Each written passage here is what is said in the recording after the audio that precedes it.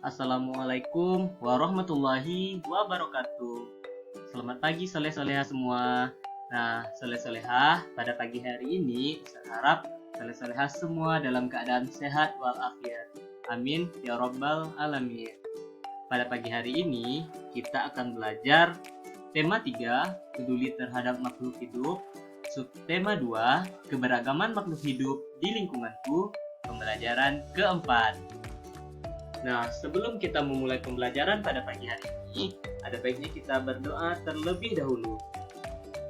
Nah, sekarang bagaimana sikap sebelum berdoanya?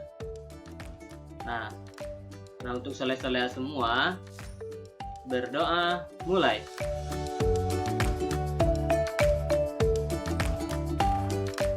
Berdoa selesai. Nah, soleh dan solehah, apa dampak dari pemburuan hewan liar? Sikap apa yang harus kita lakukan dengan hewan-hewan liar? Nah, pada pagi hari ini kita akan belajar tentang dampak dari pemburuan hewan liar dan apa sikap kita terhadap hewan-hewan liar. Pemburuan hewan liar akan membawa dampak yang tidak baik. Dampak tersebut bisa menyebabkan hewan punah dan kerusakan lingkungan. Ayo kita pelajari lebih lanjut. Nah, di sini ada teks mengenai harimau masuk desa, warga cemas. Beberapa minggu belakangan ini, warga desa Badung hidup dalam kecemasan. Hal ini terjadi karena beberapa kali terlihat beberapa harimau masuk ke area pemukiman warga. Desa Badung memang terletak tak jauh dari hutan.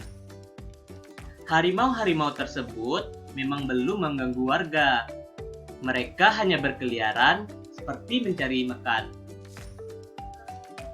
Warga desa Badung berupaya mengamankan ternak peliharaan mereka. Ketika malam tiba, warga pun bergantian melakukan ronda untuk menjaga agar harimau-harimau tersebut tidak mengganggu.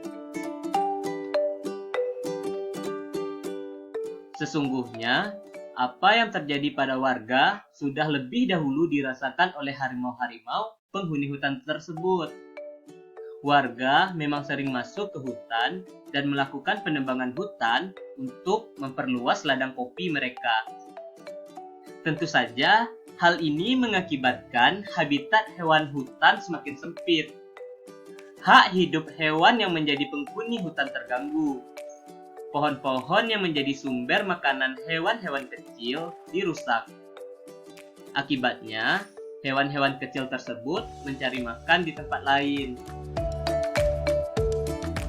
Nah, hewan besar seperti harimau yang memangsa hewan kecil pun kehilangan haknya untuk mencari makan di habitatnya sendiri.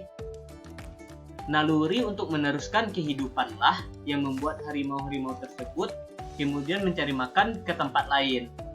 Itulah sebabnya harimau pun masuk ke desa Badung. Jika demikian, apakah harimau yang mengganggu hak hidup warga desa Badung? Atau justru warga desa Badung yang mengganggu hak hidup harimau di hutan? Manusia dikaruniai akal, budi pekerti, dan kebijaksanaan. Sudah seharusnya manusialah yang memahami kewajibannya menjaga hak hidup makhluk lain di sekitarnya, termasuk harimau. Nah, soleh dan solehah, di sini ada beberapa alasan mengapa orang-orang berburu hewan liar di hutan.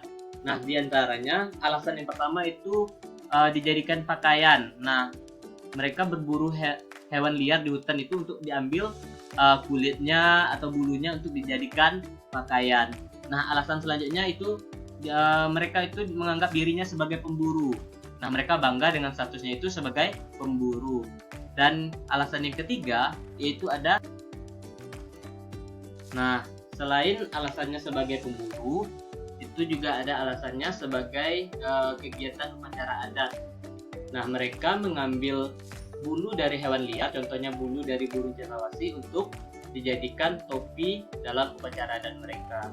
Nah, sekarang soleh-soleha semua, ada beberapa pendapat nih di buku temanya. Pendapat yang pertama, setujukah kamu dengan alasan tersebut? Nah, contohnya alasan pemburu yang pertama itu dijadikan pakaian. Apakah antum setuju dengan alasan tersebut?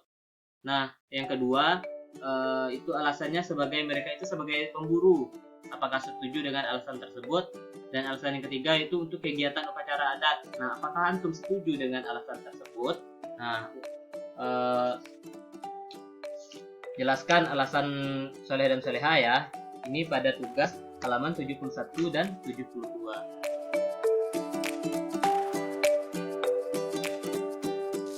Nah, alhamdulillahirobbilalamin, sampai di sini pembelajaran kita pada pagi hari ini. Ustadz harap semoga soleh-solehah dapat memahami apa dampak dari berburu hewan liar di hutan dan bagaimana sikap kita terhadap hewan liar yang ada di hutan. Nah, untuk itu sebelum kita mengakhiri pembelajaran, ada baiknya kita mengakhirinya dengan doa kafaratul majelis.